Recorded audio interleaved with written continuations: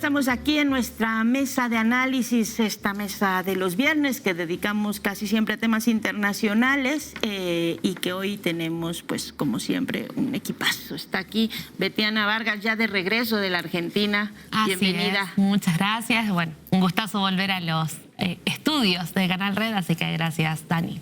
Bueno, y hoy que hay información importante de Argentina, está aquí Abraham Mendieta.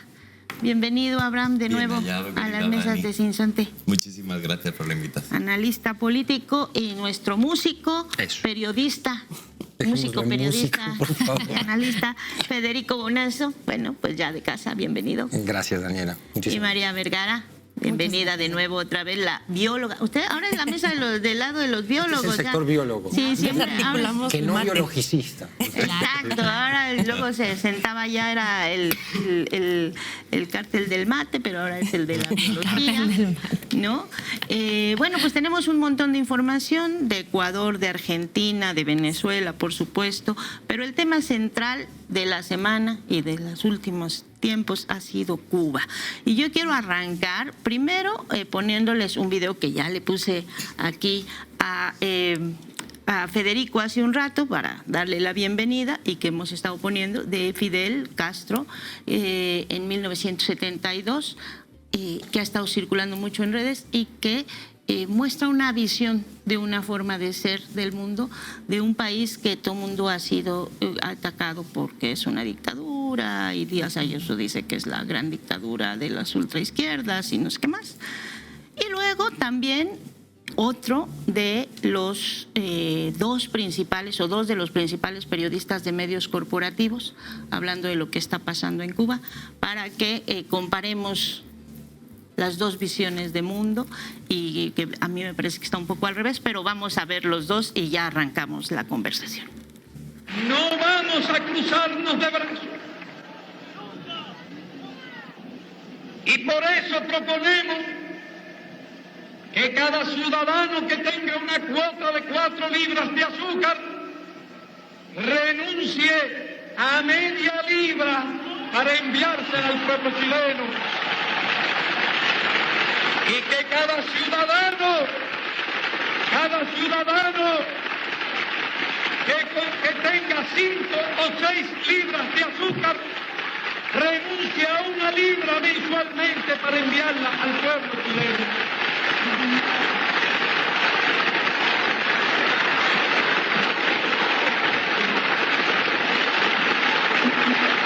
Hay que levantar una gigantesca ola de solidaridad alrededor del hermano pueblo chileno.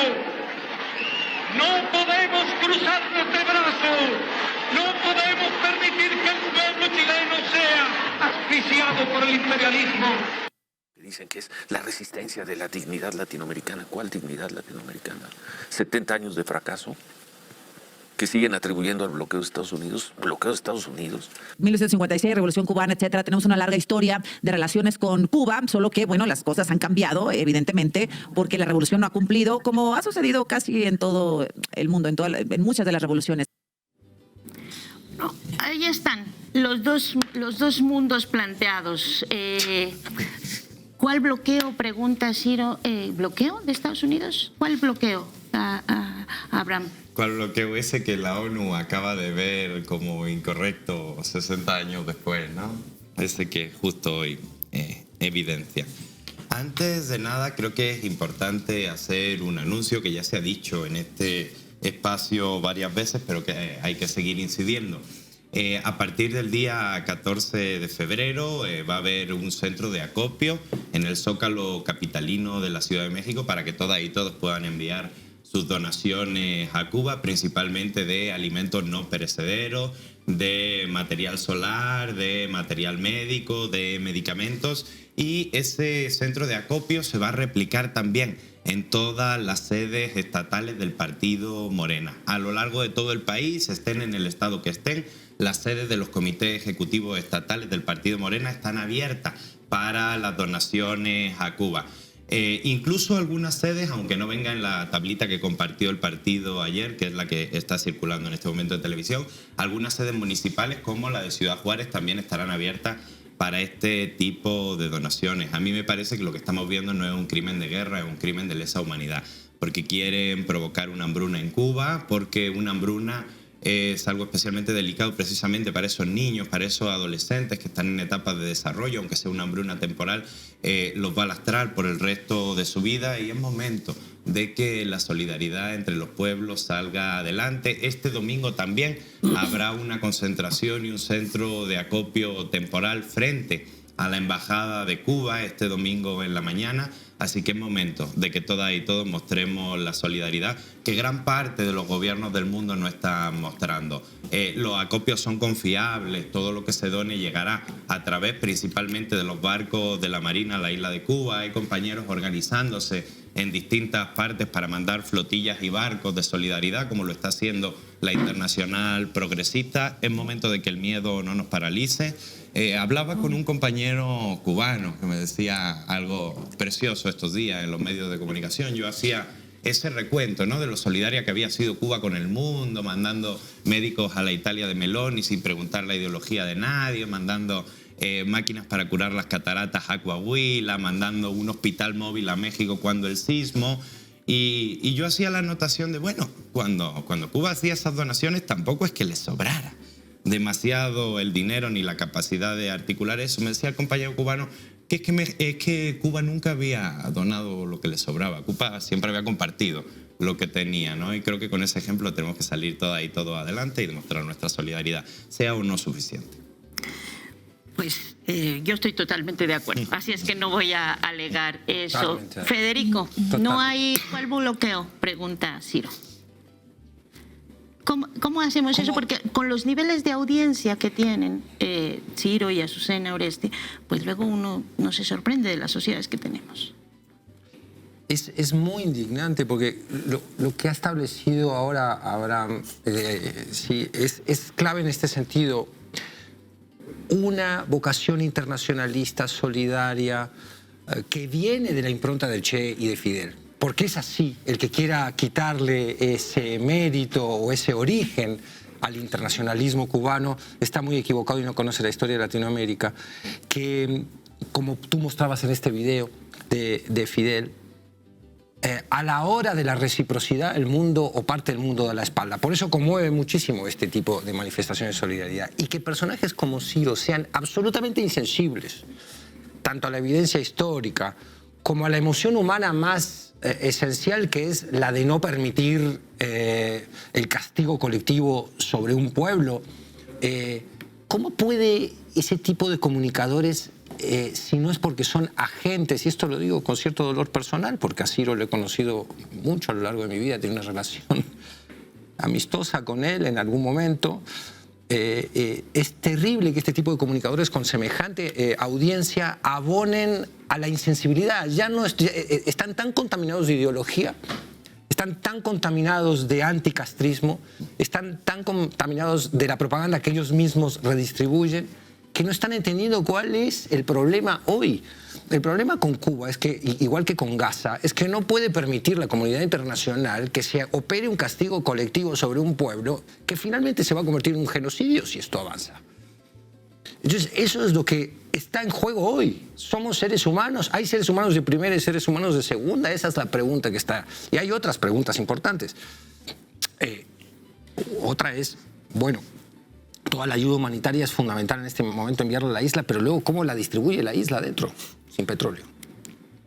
¿Cómo funcionan los hospitales, la industria, la infraestructura de emergencia sin petróleo? Los tres principales abastecedores de petróleo a la isla, que son Venezuela, México y Rusia, no envían petróleo desde diciembre del año pasado. Esto lo dijo Díaz-Canel, no como crítica, sino como relato de la realidad que vive Cuba en este momento, en su última conferencia de prensa. Él comunica que por lo menos desde el 3 de enero, recordemos y nunca olvidemos lo que ha pasado, el agravio terrible a toda Latinoamérica, que fue el bombardeo de Caracas, que sigue siendo, es un bombardeo que se sigue operando con otras maneras muy perversas, no solo con bombas. No recibe la isla petróleo y sabemos que la isla produce muy poco petróleo. Entonces, bueno, es el fiel de la balanza de nuestro siglo XXI en Latinoamérica, Cuba en este momento. ¿Qué vamos a hacer con Cuba. ¿Cuándo le vamos a decir que no a este gigante, a Marco Rubio? ¿Cuándo le vamos a decir que no? Cuando quieran tomar las estaciones petroleras en lo que ellos llaman el Golfo de América y decir, no, estas nos pertenecen a nosotros, no son de México. Lo siento, México, nos quedamos con de las 5, 3 son nuestras. Ahí le vamos a decir que no. ¿Cuándo le vamos a decir que no? Y no solo México, el mundo y Latinoamérica a esta nueva faceta imperial. ¿Antes o después del castigo colectivo al pueblo cubano? Bueno, esas son preguntas que nos hacemos todos los días, todos. Lo comentábamos ayer con unos colegas.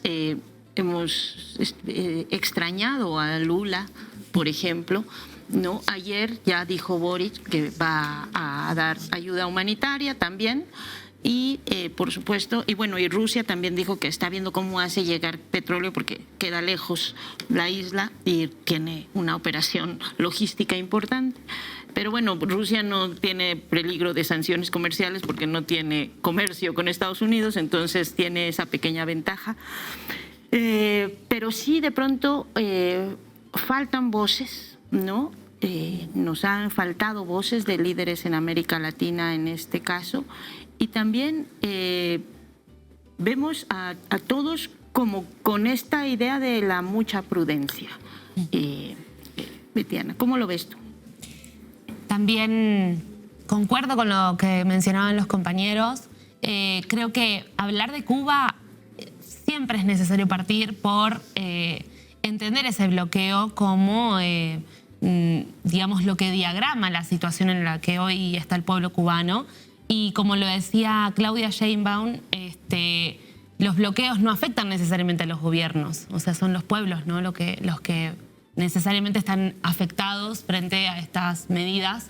Y creo que ahí la posición, por ahí incluso con una crítica infantil muchas veces desde algunos progresismos, ¿no? o desde algunos sectores llamándose, digamos, de izquierda, vienen a marcar o a señalar, ya sea tanto en la cuestión cubana como también en el caso venezolano.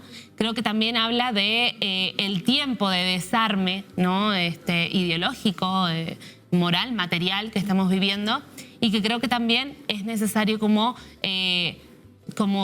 salir a remover, ¿no? Todo eso, cómo despertar el gigante dormido, ¿no? Porque de alguna manera, como bien lo mencionaba el compañero, ¿qué hacemos si después esta misma política se expande más allá de esa tríada, ¿no? Venezuela, Cuba y Nicaragua, que siempre fue señalada por Estados Unidos o por el imperialismo como el eje del mal, ¿no? Esto se va a seguir extendiendo. Ya lo vimos con las elecciones en Honduras, ya lo vimos con la intervención en las elecciones en Argentina. Es una política que obviamente muestra, digamos, ese momento que está atravesando Estados Unidos de decadencia, de eterna decadencia, que ya se viene hablando hace cuánto, pero que en este momento está mostrando su fase más fascista, digamos, más en descomposición, que creo que habla justamente de las acciones, ¿no? O de la gravedad o de la profundidad de las acciones que hoy está tomando Estados Unidos y sobre todo digamos, quienes están aliados a estas políticas. Y después, a nivel global, ¿no? Una Unión Europea sin emitir juicio, lo mismo que vimos con Gaza, exactamente la misma forma. Ahí hay, me parece, cuestiones interesantes que empiezan a aparecer en cuanto a la solidaridad de los pueblos, que es un poco lo que mencionaba el compañero Abraham, ¿no? Ya sea en términos más políticos, de organizar o de, digamos, trabajar estos esfuerzos colectivos a través de organizaciones, como esta iniciativa de la flotilla de llegar a las costas de la isla y llevar esta ayuda humanitaria, pero también, como lo vemos con estas colectas, ¿no? Desde el pueblo mexicano, de llevar a los centros de acopio para poder alcanzar lo que se pueda. Hoy fueron 800 toneladas, ¿no? Las que llegaron, y eso en algún punto moralmente a Cuba le hace bien, ¿no? El haber visto llegar a sus costas estos buques, creo que también habla de, bueno, no sentirse tan sola frente a un mundo que ha caído en los márgenes más deshumanitarios que hemos visto en, creo, toda la historia de la humanidad. Así que, por un lado, señalar eso y por el otro lado, recordar, veíamos ahora el video de Fidel. Fidel también hablaba que el bloqueo es el arma, casi como un arma atómica silenciosa, ¿no? De muerte. Porque al fin y al cabo de eso se tratan los bloqueos, de asfixiar a los pueblos y de mantenerlos obviamente bajo un margen de disciplinamiento que cuando otros pueblos quieran llegar a esos márgenes de libertad, pero de la libertad de la buena, de la libertad de los pueblos, no de la de los libertarios, sean, digamos, estas las acciones que les esperan. Entonces, de alguna manera también son estos efectos disciplinadores que se buscan, pero que obviamente con estas formas de resistencia que nos ha mostrado el pueblo cubano, creo que ahí también está el horizonte para nosotros. Los médicos cubanos, hablamos de 600.000 médicos cubanos a lo largo, o sea, desde los 70, que han sido desparramados por todo el mundo, no importa cuáles eran las condiciones internas, salían a enfrentar catástrofes, enfrentar todo lo que tenía que ver con crisis humanitarias en otros países, y ahí estuvieron los cubanos y las cubanas. ¿Cómo puede ser que hoy no estemos con ese pueblo que obviamente está asfixiado, que está hambriento y hoy, como decía ya el compañero, sin petróleo, que eso es una bomba de tiempo?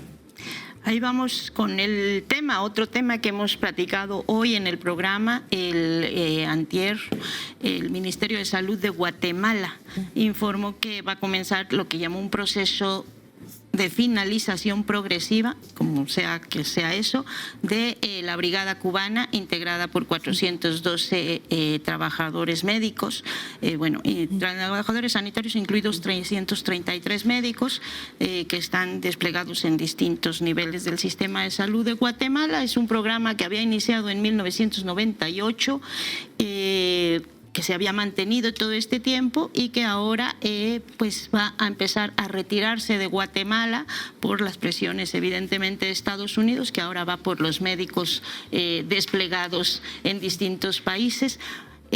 Los empiezan a retirar, un problema además para Guatemala, porque no tiene suficientes médicos, por eso tenía a estas brigadas desde 1998, María.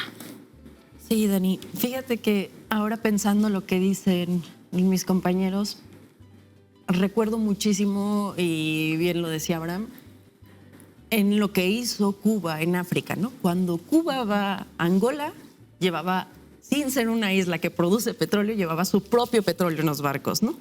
Y Cuba no solo lo ha hecho con los médicos, Dani, lo ha hecho con brigadas de alfabetización en Venezuela.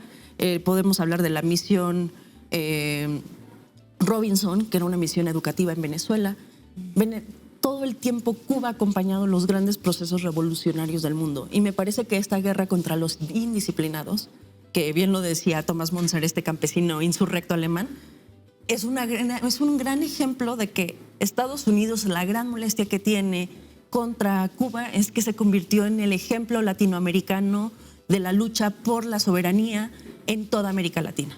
Esta pequeña isla que bien lo decían otros compañeros, una isla tan pequeñita, resulta que es el gran enemigo del imperio. Y resulta por una cuestión y un arma que es más poderosa que cualquier arma nuclear, que cualquier arma que nosotros podamos inventar en este momento.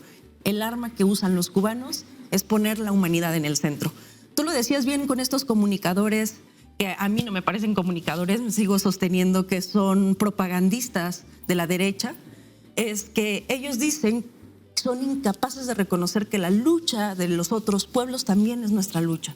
Lo hemos dicho reiteradas veces, la lucha de Haití, la lucha de Cuba es la lucha del pueblo mexicano, es la lucha de la soberanía de decidir qué modelo de Estado es el que queremos. Lo decíamos, Haití nos regaló sobre todo a Javier Mina. Javier Mina vino con recursos a México, un vasco. La lucha del pueblo vasco está vinculada con los procesos de independencia de México. Y la lucha de los cubanos tiene que ver cuando Lázaro Cárdenas dice, en plena revolución, en pleno intercambio más bien con los refugiados españoles que venían perseguidos de España, hacen una primera parada en Cuba para llegar a México finalmente. Cuba siempre ha sido el centro de la solidaridad internacional. Cuba ha sido la que ha dado, hoy tenemos por ejemplo a la compañera nieta de Wenceslao Roses, Elena Álvarez Bulla, el primer traductor de Marx al español. Ella llegó, seguramente llegaron a México sus familiares acá, a Cuba y luego a México con todos estos niños refugiados y familiares. Y Cuba siempre ha estado en el centro de la dignidad, de la soberanía, de la dignidad de cada uno de los pueblos de América Latina y acompañando a África. Algo que quiero recordar y que esto lo decías muy bien, cuando sucedió lo de Angola, que tenía 92 médicos Angola en ese momento, en el momento de su independencia, y cuentan que los médicos cubanos se aterrorizaban de ver a los niños, que hay una historia muy bonita que lo acabo de releer y se las quiero contar a todos, es los médicos cubanos vieron en Angola a un niño quemándose con agua hirviendo y a ellos les pareció horrible porque estaban velando a ese niño y el niño estaba agonizando y los médicos cubanos no lo podían concebir porque Cuba es uno de los países con menor índice de muertes infantiles en el mundo. ¿Y qué hacían en un país que estaba en un proceso revolucionario? Y los médicos cubanos intervinieron porque no era posible que un país que había sido colonia portuguesa tuviera tan poquitos médicos para atender su población. El pueblo cubano nos ha enseñado que el tema de la salud, el tema de la educación es un modelo necesario para los estados que pensamos que se pueden construir en torno al bienestar de las poblaciones y no como lo hace Estados Unidos, que construyen estados en torno a corporaciones dándole derecho a los empresarios y esos son los que no queremos. Hoy resulta que los políticos en Estados Unidos, como lo decía la semana pasada Jim Risch, un senador que se opone al Acuerdo de París, un acuerdo que está claramente determinado para detener la crisis climática, que es un hecho real. Pero resulta que ese senador se opone porque tiene financiamientos de su campaña política por las grandes empresas petrolíferas y de gas en Estados Unidos. Ese es el modelo político que nos vienen a imponer, donde las corporaciones y empresarios tienen más derechos que las propias personas. Y hoy lo que se juega en el mundo es el derecho a la vida y el derecho a la humanidad, como lo decían Petro y lo decían Lula. Y creo que Cuba en algún momento, y yo quiero recordar algo que pasó en México, cuando nos roban las elecciones en 2006 y en 2012, nos robaron la posibilidad de tener a un Andrés Manuel haciendo un proyecto latinoamericano con Fidel, con Chávez y con varios presidentes que en América Latina, con Correa, hubieran hecho otro proyecto latinoamericano posible, donde en el centro están los derechos de la gente, de los trabajadores, de una clase social. Eso es lo que nos robaron y hoy lo que tenemos que seguir haciendo por Cuba es recordar que Cuba fue una nación digna que nos puso a todos en el centro, cómo tenemos que luchar y por qué luchábamos, y lo digo desde que vine a este programa, a favor de qué y en contra de qué estamos. Bravo, María. Bueno, miren, vamos a poner, bueno, creo que todos ya lo hemos visto, ¿no? La llegada de los barcos para nosotros, o sea, yo sí creo que fue un momento de mucha emoción. Pues yo, como mucha gente, yo creo que nos sentimos muy orgullosos de ver los barcos ahí llegando. Por lo que decía Betiana, ¿no? Aparte, la recepción para la gente que está en Cuba, pues fue también un momento muy emotivo y de recordar muchas cosas. Pero quiero salirme de ese esquema de los estados, que evidentemente han tenido sus límites. Quisiéramos que estuvieran ahí todos los gobiernos haciendo algo, pero tienen todos sus límites por lo que estamos viendo, y entrar al campo de la sociedad civil, porque la sociedad civil ha tenido ya sus varios días como para que, a diferencia de Venezuela, donde fue todo muy sorpresivo, aquí ha habido varios días como para empezar a decir tenemos que hacer algo, y empiezan a surgir múltiples iniciativas. Una es esta de la flotilla, que por supuesto tiene un valor simbólico también, ¿no? Vamos a romper ese bloqueo, aunque no sea, porque no es que vaya a llevar litros de petróleo, ¿no? Pero que tiene ese valor también muy simbólico. Entonces quisiera entrar al terreno de la sociedad civil y lo que puede hacer sociedad civil, partidos políticos, hablando de Ecuador. Ahora vimos estas imágenes a la Revolución Ciudadana de nuevo en la calle y eso anima también, ¿no? ¿Qué podemos hacer desde sociedad civil? ¿Qué límites encontramos? ¿Hasta dónde podemos impulsar desde la sociedad civil y desde los partidos políticos, Abraham? Sí, cierro con la parte de Estado y me voy a sociedad civil. Fíjate que ya es la tercera vez que me hace decir esta frase, querida Daniela, pero yo a Bernardo Arévalo le tengo cariño, pero fíjate, ¿cómo puede ser que Bernardo Arévalo haya sacado antes del país al ejército de batas blancas de Cuba que a la fiscal general Consuelo Porras, que casi le da un golpe de Estado y que casi le roba la democracia. ¿Cómo puede ser que Bernardo Arévalo haya sacado del país antes a los médicos cubanos que al rector de la USAC fraudulento, que encarceló a casi 100 estudiantes, detuvo, persiguió a casi 100 estudiantes para imponerse en la USAC? O sea, no entiendo para qué llegar al poder en esos términos. No entiendo qué manera tan vergonzante de ejercer el poder de un hombre decente, de un hombre inteligente que llegó con el apoyo de su pueblo, que para Guatemala fue una revolución democrática sin precedentes y que cuando se ha tenido que aliar con el único actor político que parece que entonces importaría en la política guatemalteca, que sería la embajada, lo hace sin ningún tipo de duda y sin ningún titubeo. Entiendo que si en la región tenemos dificultades para geopolíticamente operar libremente con nuestro propio continente, en Centroamérica es aún peor. Centroamérica está considerada por todos los gobiernos de Estados Unidos, no importa si demócratas o republicanos, como una base militar. Pero entonces, ¿de qué te sirve llegar al poder si cuando estás al frente de la presidencia de Guatemala sacas antes a los médicos cubanos que a la fiscal corrupta que te intentó dar un golpe de Estado? Con el bloqueo, Cuba había logrado grandísimos avances en alfabetización, en salud pública, la vacuna contra el cáncer de pulmón, las brigadas internacionales médicas, todo lo que hemos hablado a lo largo de estos programas. Y sacando la extrapolación económica, creo que el dato es bastante interesante, de lo que implica el bloqueo per cápita para los cubanos. Cada año el bloqueo le cuesta a Cuba lo que a México le costaría 5 aeropuertos Felipe Ángeles.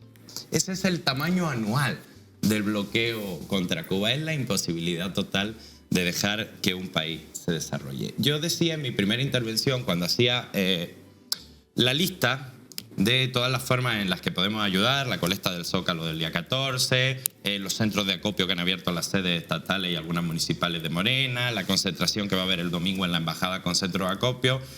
Yo decía que claramente lo que podamos hacer desde sociedad civil pudiera llegar a ser bastante insuficiente frente a una amenaza de genocidio, de hambruna prolongada para el pueblo de Cuba. Pero creo que no sea suficiente no lo hace extremadamente urgente e importante, ¿no? Creo que no podemos perder eso de vista.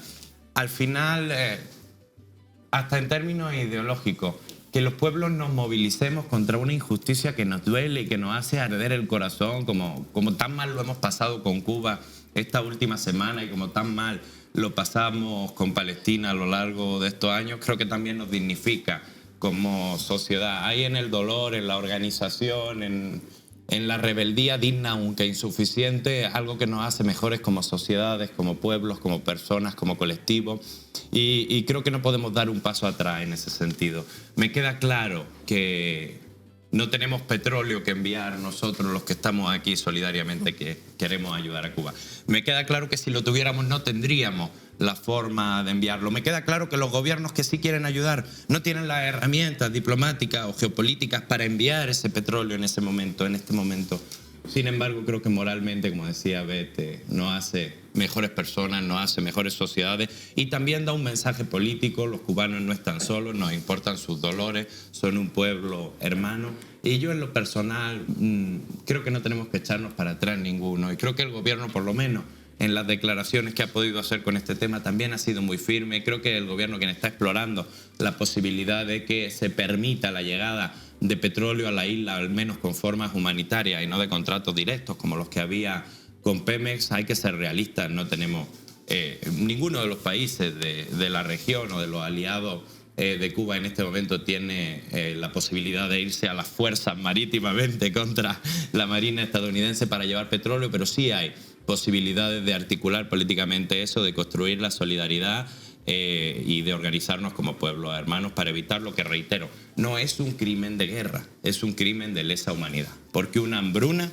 es un crimen de lesa humanidad. Ya lo vimos en Gaza, nos rompió el corazón. Como no pudimos parar lo que ocurrió en Gaza, hoy estamos viendo lo que intentan hacer. Betiana, con este tema y vuelvo o traigo al tema el asunto de Ecuador, ¿no? Ecuador, que de verdad ayer fue un día gustoso. Vimos a líderes políticos que habían sido perseguidos, vimos a funcionarios municipales salir a la calle para protestar. La primera protesta que vemos así desde 2019, decían ellos, se nos ha quitado el miedo. Necesitamos que se nos quite el miedo a las poblaciones.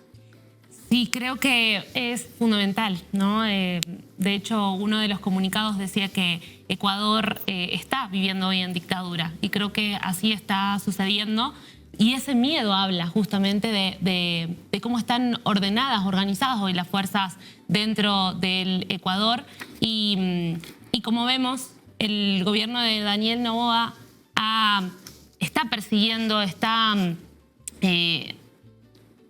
llevando a las cárceles, ¿no?, a los líderes, justamente porque son esa contracara, ¿no?, esa oposición a su modelo, pero además porque buscan una supresión, un aniquilamiento, digamos, de esas voces disidentes. Y creo que ahí está la demostración.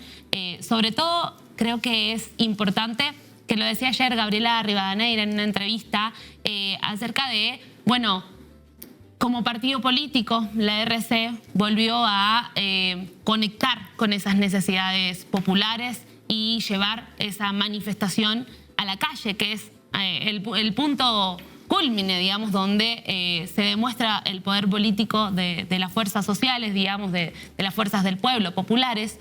Y ayer fue una demostración también de eso, ¿no? Tanto Quito como Guayaquil fueron las dos ciudades donde se mostraron estas movilizaciones, importantes movilizaciones, sobre todo por este clima, digamos, que habla también de la asfixia que está viviendo el pueblo ecuatoriano en términos económicos, digamos, y también esto que decíamos, ¿no?, en términos políticos. Hablaba también ayer de que alrededor del 80% de las personas que están en la asamblea, digamos, los asambleístas ecuatorianos de oposición, tienen algún tipo de causa, ya sea penal o civil, digamos, abierta. Entonces, también habla de esa persecución. En el caso que también llevó a la movilización en Guayaquil, es justamente porque se secuestró, ¿no?, a su alcalde, ¿no?, Aquiles Álvarez, y junto a 2 de sus hermanos y a 8 personas más. Y esto habla también de la hazaña, digamos, con la que carga el gobierno, sobre todo porque hay, digamos, una demostración hacia afuera en los medios de comunicación de secuestrarlo, de llevarlo a una de las cárceles más difíciles, digamos, que hoy tiene, digamos, Ecuador. Y creo que ahí también habla de este nivel que se busca justamente de disciplinar, digamos, la clase política, pero sobre todo también hablar de las medidas que están detrás, ¿no? Noboa está queriendo ya sacar 2 grandes leyes. Por un lado, una de las leyes tiene que ver con quitar los recursos a lo que sería la descentralización, digamos, del Estado, o sea, en los gobiernos más locales. Y por el otro lado, llevar adelante esta ley minera, digamos, de reestructuración minera, en uno de los países que sabemos por reforma constitucional, o sea, por su propia constitución, reconoce los derechos de la naturaleza. Entonces, ahí hay también los aspectos, digamos, más estructurales, si se quiere, del momento que está atravesando hoy Ecuador, y que, bueno, como también, o sea, los compañeros y las compañeras lo decían en la movilización, el pueblo ecuatoriano no puede quedarse de brazos cruzados, necesita seguir saliendo a la calle, necesita seguir manifestándose, sobre todo porque están también en un momento en el que los órganos electorales están totalmente cooptados, no tienen ningún tipo de recambio, y están queriendo también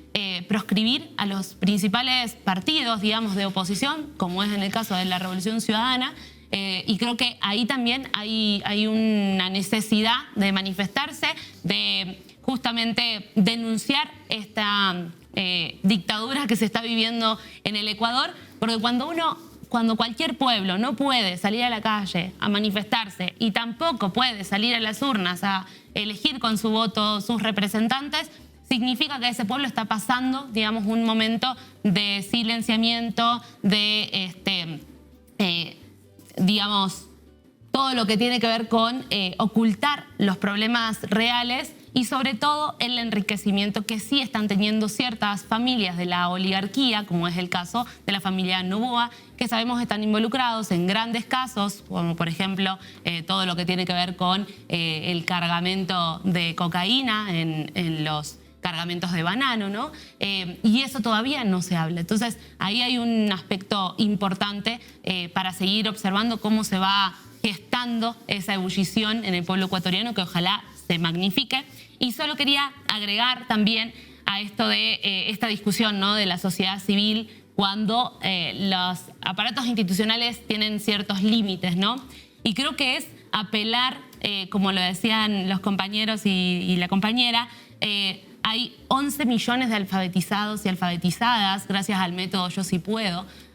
Esas personas hay que salir a buscarlas, hay que salir también a encontrarnos para poder movilizarnos, obviamente, a favor de Cuba, pero también a favor de la soberanía de todos los pueblos de América Latina, porque estamos viviendo realmente un momento demasiado abrumador por parte del imperio. Y bueno, por supuesto, todos estamos con la bota encima y ahorita vamos a pasar al enriquecimiento, porque hay unos que ganan con esta historia, siempre hay unos que ganan con estas cosas, pero quiero insistir, Federico, en esto del papel de la sociedad civil y de los políticos, porque ayer también ya hubo 3 congresistas de Estados Unidos, demócratas, que presentaron una ley, o 2 leyes en realidad, para derogar el bloqueo. Por supuesto tienen muy pocas posibilidades de avanzar, pero finalmente son 3 voces políticos en Estados Unidos que están diciendo: llevamos 60 años de bloqueo, ha sido ineficiente, no ha servido de nada, es un fracaso, deroguémoslo. De algún modo se empiezan a mover algunos engranajes. Ya vimos a Boric, que ha sido muy crítico del gobierno de Chile, por decirlo de Cuba, por decirlo suavemente, y decir: bueno, sí, soy crítico, pero esto es un crimen y entonces esto no puede pasar. Y hoy a la ONU, por supuesto, diciendo un poquito tarde, como decía Abraham, pero un poquito tarde diciendo: esto también es un crimen. Los movimientos sociales, cuando uno se mete a investigar un poco Ecuador o México, vemos que se reproduce una matriz política muy interesante. Tenemos, en el caso de Latinoamérica, algunos gobiernos progresistas que alcanzan el poder político, y a las que podemos llamar nuestras izquierdas institucionales realmente existentes. Muchas de ellas se instalan por medio de algunas estrategias de polarización política, y en su ejercicio del poder, que implica comprender las reglas del poder. Abraham ponía una pregunta fascinante, ¿no? ¿De qué te sirve el poder? Y para el caso Arévalo, si cuando lo alcanzas no vas a transformar en serio. Entonces, pero el poder es maligno en ese sentido, y entonces por momentos aleja a nuestras izquierdas verdaderamente existentes institucionales de los movimientos sociales. Y eso pasa en Ecuador, lo ves muy claramente con el movimiento indígena, que se abre a la izquierda del correísmo y que por momentos no se siente representado por el correísmo. Lo ves con la Izquierda Unida en Argentina, que rechaza profundamente lo que ella considera claudicaciones del kirchnerismo. Claudicaciones que luego terminan en leyes regresivas, como las que hemos visto en Argentina ayer. No son claudicaciones simbólicas, son del orden de lo material y concreto también.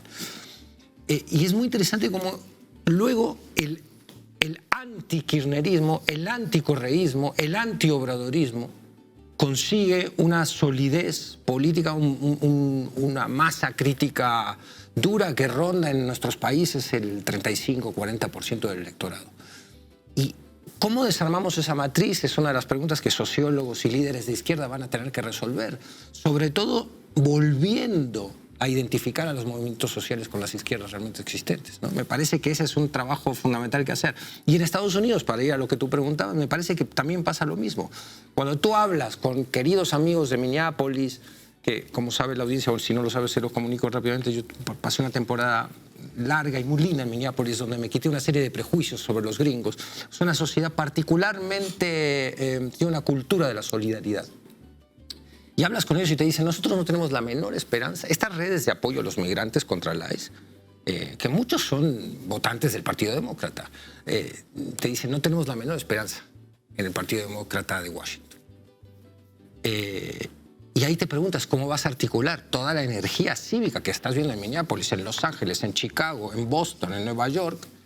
¿Cómo la vas a articular políticamente? ¿Cómo la vas a convertir en la derrota electoral de Trump con un partido demócrata que no parece ni ajeno al plan de seguridad de los Estados Unidos, ni ajeno al contubernio del Estado estadounidense con el complejo industrial militar y las grandes corporaciones? Y dices, bueno, a ver, ¿quién va a desarmar ese nudo gordiano de intereses en los Estados Unidos? ¿Y quién va a desarmar en nuestras izquierdas realmente existentes en Latinoamérica el nudo gordiano de si tú le pones demasiado freno, y máxime con esta versión del imperio que tenemos hoy, a la codicia corporativa, a repartir lamentablemente la renta petrolera, la renta energética, la renta minera, pues estos tipos te pueden bombardear, te pueden tomar el poder por asalto, Es una situación muy, muy difícil, pero yo creo que la única solución posible, y si no es posible moriremos dignamente, es ver la manera en que nuestras izquierdas institucionales vuelven a prestar oídos a los movimientos sociales. Porque si no, fracturado el campo general de la decencia y del progresismo, le facilitamos el trabajo a esta versión fascista y a la ultraderecha anti-obradorista, anticriminalista, anticorreísta. Tamaño problema. Y eso nos lleva justo a esto, a esta versión de los que no es toda la población en Estados Unidos, por supuesto, tiene esta muy fuerte y poderosa también historia de resistencia, pero los que están gobernando. Y estos gobernantes que efectivamente, si les dices que no, te bombardean la ciudad, ¿no? Es un pequeño dilema. Detalles, y además sin poder tener ni con qué defenderlo más que con videos de TikTok, porque no hay con qué más, ¿no? Estábamos con el tema de la remodelación de la Casa Blanca, que fue también tema que trabajamos hoy, un súper texto que nos mandó Bruno Esgarcini, y veíamos eso, ¿no? Hay personajes como Elon Musk que donó $50 millones, ¿eh? Cualquiera de nosotros puede sacar ahorita $50 millones para donar a la remodelación, y a cambio ha tenido una serie de contratos que le han permitido multiplicar su fortuna, nada más como cuánto era, Arturo, porque yo me pierdo en los números, como 250,000 millones. Sí, 234. Nada más, a mí me pareció un muy buen negocio, ¿no? O sea, pones 50 millones, te ganas, multiplicas tu dinerito a 200, o sea, de 500,000 a 750,000 millones de dólares. O sea, no les ha ido mal ni a él ni a todos estos personajes que han financiado esta famosa remodelación que les ha servido de lavado para multiplicar sus fortunas. Querida María, tenemos a estos oligarcas ahí haciendo su Casa Blanca, su salón de baile, donde van a hacer luego sus juegos patrióticos, y tenemos a Cuba. Claro. ¿Qué hacemos con eso? Mira, Dani, recuerdo muy Tú y bien yo que y hace... nosotros, porque no podemos sacar 50 millones así para decir, ay, pónganselo a Canal Red. Yo tengo tres millones. Para ponérselo aquí a Canal Red y que por lo menos haya 3 equipos de producción y no uno multiplicándose por 3, ¿verdad? Sí. Yo hace 2 semanas les decía que fue como muy revelador cuando Donald Trump se reúne con estos empresarios que iban a hacer inversión en Venezuela. Y no sé si lo recuerdan, pero una mesa donde sentó a 50 personas y se levanta de repente en la mesa Donald Trump al inicio y se va a ver el salón que están remodelando y habla de ese salón. Es muy simbólico porque, claro, yo creo que la señal que es, para mí muy clara es, ¿quieres invertir en Venezuela? Tienes que darme dinero para remodelar el salón, ¿no? Que ahora podríamos decir que a esa cosa que le llaman remodelado de salón, Dani, es una cosa de corrupción. Claro. Lo veíamos ahora donde Donald Trump está depositando el dinero de la venta del crudo venezolano, es Qatar. ¿Y qué le dio Qatar a Donald Trump? Pues ni nada más ni nada menos que un Boeing 747, que equivale básicamente a la compra del petróleo, de la venta y compra o robo del petróleo venezolano que hizo Estados Unidos. Entonces, ¿qué es lo que pasa en Estados Unidos? Nos lo han vendido durante muchos años como un Estado que es exitoso, que funciona, pero ¿funciona para quién? Para las corporaciones. Hoy sabemos que ese Estado tienen más derechos las corporaciones en Estados Unidos que los propios ciudadanos. O sea, un ciudadano es más fácil que, y lo decía muy bien un senador, ahora no recuerdo el nombre, si a General Motors le va bien, a mí me va bien. Imagínense que esa es la lógica, que si a una empresa le va bien, a un ciudadano le va a ir bien. No es cierto. Lo decía Bernie Sanders, hoy por hoy la sociedad estadounidense está viviendo al día y el 60% de la población estadounidense no tiene acceso a un sistema de salud digno. Caso contrario que pasa en Cuba. En Cuba toda la gente tiene acceso a un sistema de salud universal e inclusive cosas que sorprenden es ver a enfermeras y a médicos que van a las casas. ¿Qué hacemos, Dani? No podemos hacer nada porque desafortunadamente ellos son los dueños del dinero y desafortunadamente nos han enseñado y nos han ideologizado a través de los medios de comunicación durante años que la forma de vivir es a través del consumo, de la forma de individualizarnos y olvidarnos completamente del otro. La única batalla que podemos dar ahora es evitar la individualización y pensar de manera colectiva. Es la única forma que tenemos en este momento de denunciar que estas corporaciones que actualmente hoy gobiernan desde Estados Unidos nos imponen en todos los países de América Latina que así debe ser. Lo vemos con Novoa. No es un niño rico, es un empresario. Y que además cada ley que pone por decreto presidencial lo hace para afectar a la población. Lo hizo con su ley de energética, que dijo que iba a beneficiar, que solo fue para aumentar la inversión privada, regalar. Y hoy vemos en Ecuador que hay días donde hay 14 horas de apagones en todo el Ecuador. Entonces, ¿qué hicieron estos presidentes? Y nosotros lo vimos con Enrique Peña Nieto, porque a la gente de México a veces se le olvida. Estos presidentes lo que hacen con el modelo estadounidense es aumentar la privatización, aumentar la inversión extranjera. ¿Para qué? Para quitarle a la gente de los países los recursos y la soberanía y decisión de cada una de sus naciones. Entonces, hay que estarlo recordando constantemente, Dani, que esta es la forma política en la que han operado en México, en la que han operado en Ecuador, que han operado en distintos países de América Latina, para que olvidemos, y lo decía muy bien, lo que nos han impuesto es que ellos hablan de dictaduras todo el tiempo. O sea, lo veíamos con Ayuso esta semana. Tiene la desfachatez de decirle a la presidenta Claudia Sheinbaum, con un apoyo popular del 70%, que es una dictadora. Cuando Ayuso tiene claramente un conflicto de interés, se le olvidó que durante la pandemia de COVID, la que hizo negocio con una cosa tan grave, con la venta de mascarillas, con su pareja, fue ella. La corrupta es Ayuso en España. Y la presidenta Claudia Sheinbaum hasta ahora no ha tenido ningún escándalo de corrupción.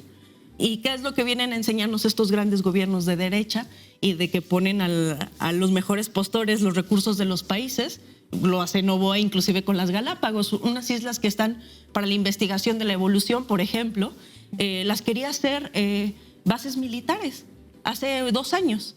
Las Galápagos, que es un centro de investigación de cómo surge la vida en el planeta. Imagínense decir, ahora pongamos, y no bases militares para Ecuador, para los Estados Unidos. Entonces, es así de ridículo cómo estos grandes empresarios nos han logrado vender un modelo político que pareciera exitoso, que no lo es, que tiene sumergido a las poblaciones sin acceso a educación, sin acceso a salud, sin acceso a vivienda, como es el caso de los Estados Unidos, y nos lo venden como un modelo exitoso, como con los grandes propagandistas mediáticos diciéndonos que este es el camino que debemos de seguir, cuando claramente nos pone en riesgo a todas las poblaciones. Yo creo que es un buen momento de decir que tenemos que tomar la determinación de desenmascarar a toda esta gente que trata de imponernos estos modelos políticos, y los Estados Unidos, claro, no es el caso. Les decía, recordemos que hizo Donald Trump en esa reunión donde festejaban cómo se iban a repartir el petróleo de un país que hoy por hoy también está dando la batalla, que es Venezuela, y que Cuba la está dando, y que yo pido a un Lula, yo pido a un Petro, yo pido a varios países de América Latina diciendo: no tenemos que hacer juicios de ningún tipo sobre nuestros propios procesos políticos, porque eso implica soberanía y autodeterminación de los pueblos.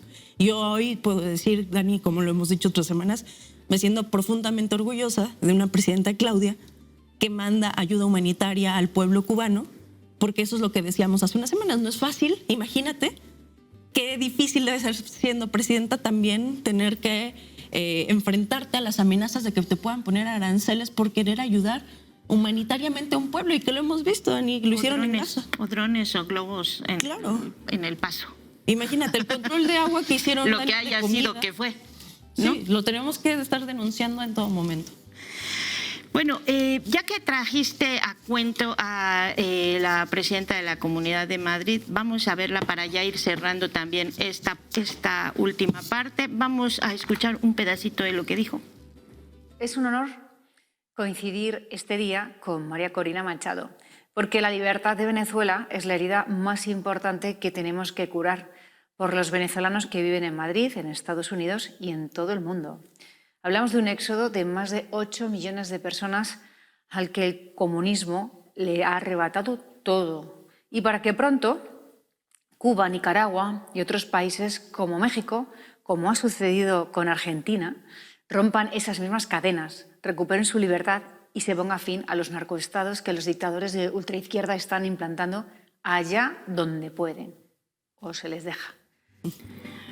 Bueno, claramente vivimos en dos realidades paralelas, la de Ciro Gómez Leiva, Azucena Oreste, Isabel Díaz Ayuso y Trump, y la de los que estamos acá, que estamos en otra realidad, en otro multiverso, ¿no? O sea, ahí uno dice que de qué está hablando esta señora, pero escuchas a todos, escuchas a Ciro diciendo, ¿cuál bloqueo? Claro. No hay bloqueo, pues todo está muy bien, ¿no? O sea, porque ¿de qué bloqueo hablamos? Y dicen, pues exacto, hay dos mundos.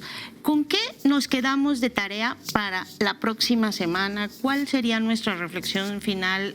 Yo sé que de pronto cuesta trabajo ser optimistas en escenarios tan difíciles, viendo este despilfarro, esta impunidad, pero a mí sí me da, por lo menos yo estoy animada.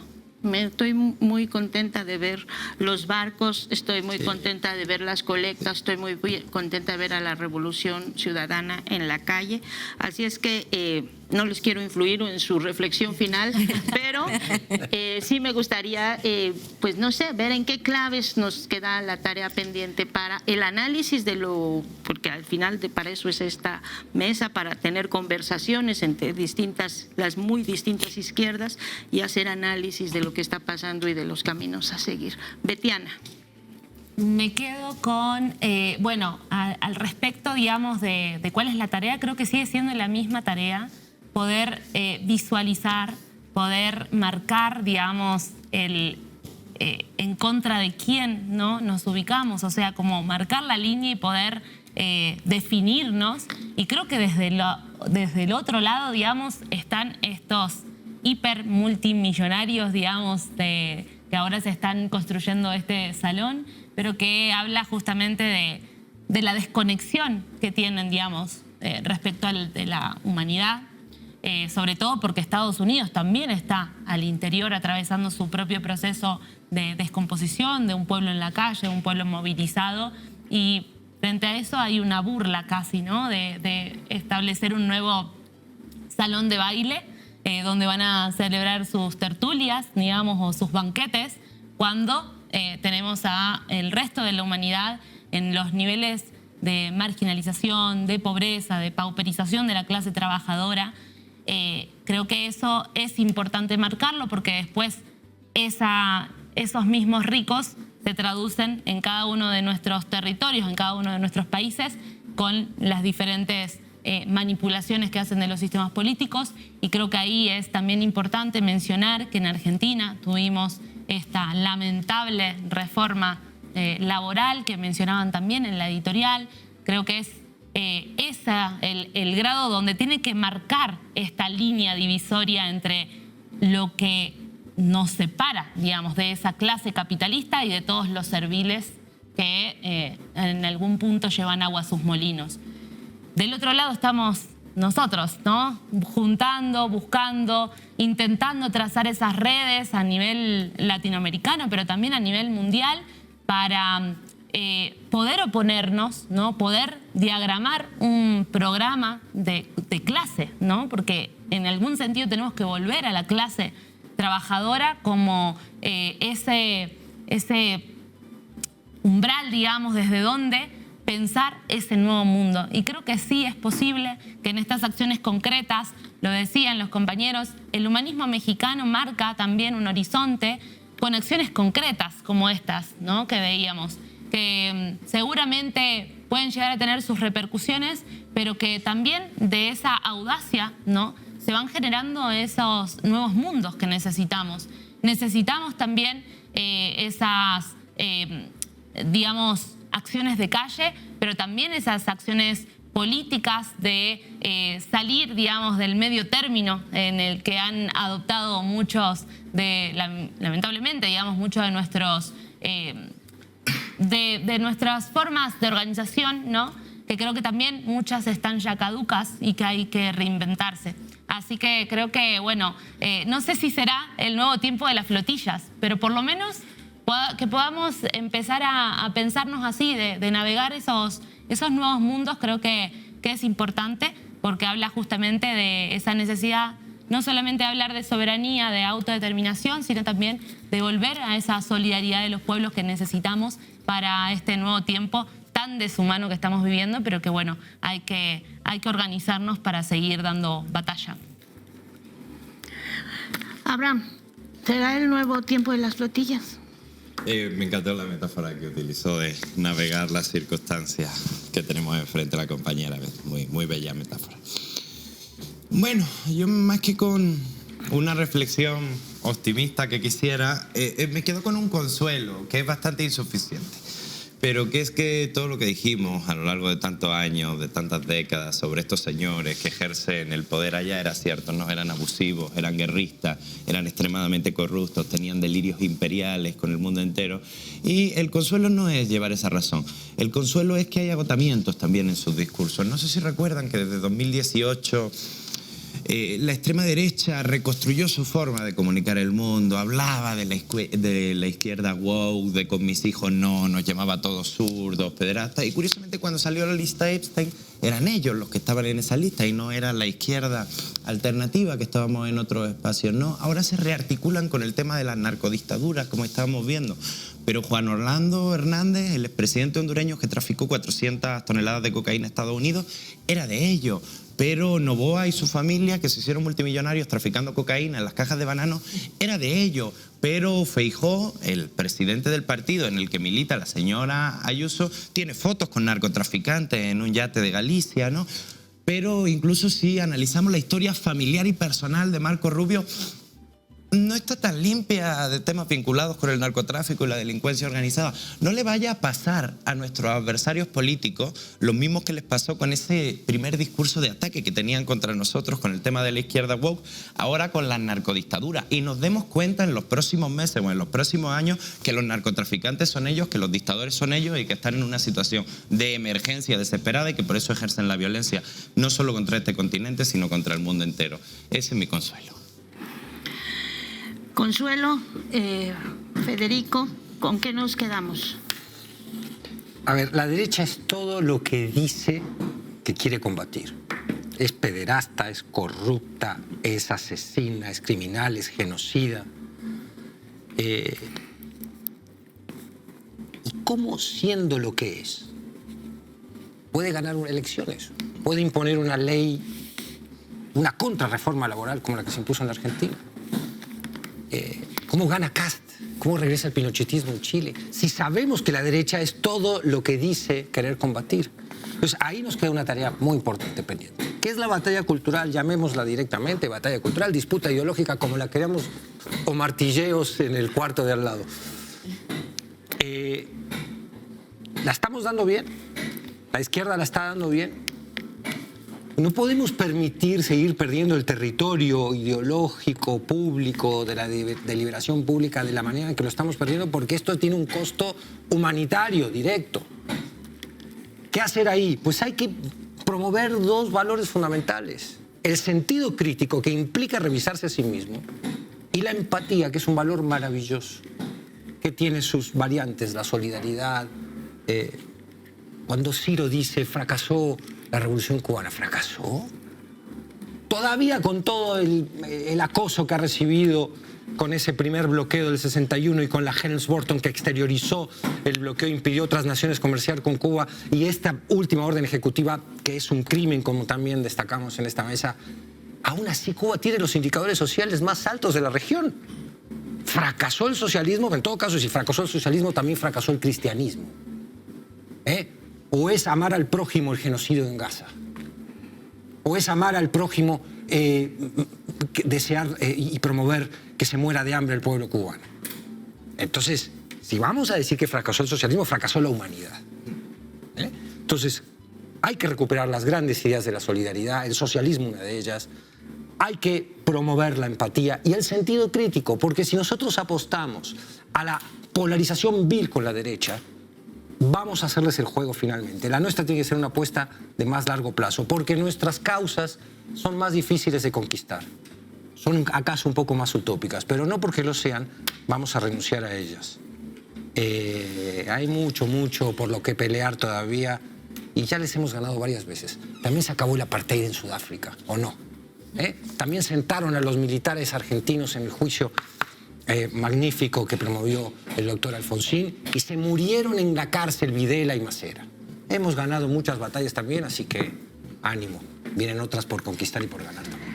Muchas batallas por pelear, María. Bueno, nosotros tenemos que no ganar una batalla, pero sí negociar con nuestros vecinos del piso de abajo que están haciendo unas obras para que no sean en el horario del noticiero, pero bueno. Pues mira, Dani, yo lo que creo, y ahí estoy de acuerdo con Abraham, es hoy toca llenar esos barcos de mucha lucha y de mucha esperanza.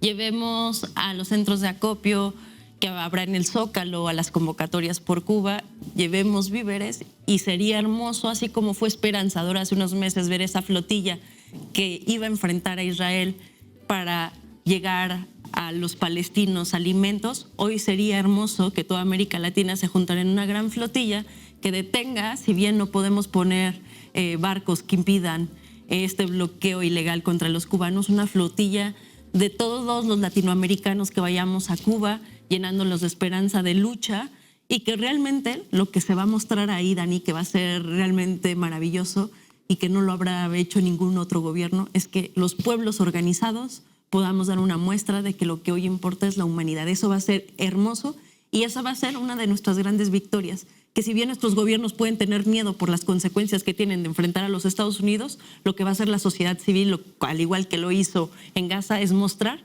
que vamos a Cuba a cuidar a cada uno de esos cubanos, a los cubanos que nos han enseñado de dignidad. Ahí está, ya habló María, el sinsonte, a la flotilla. Nos vamos todos y desde ahí hacemos la mesa esta tan maravillosa de todos los viernes. Muchas gracias a los cuatro, de verdad, ayuda muchísimo a pensar, a despabilarse, a despertar la creatividad y también la solidaridad. Así es que muchísimas gracias.